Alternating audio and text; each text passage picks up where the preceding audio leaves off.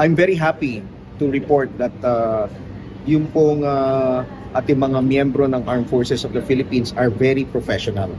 Kaya kahit na po may mga ganitong nangyayari sa ating lipunan, we are aware of what is happening, but of course, we remain professional. So disiplinado po yung ating mga sundalo.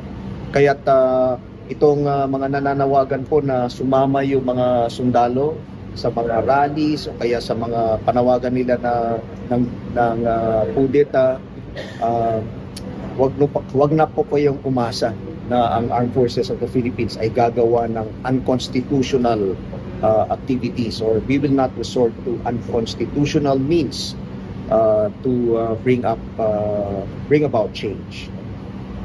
We will stick to the rule of law at hindi po tayo lalabag dito. Hindi tayo magkukudeta, hindi tayo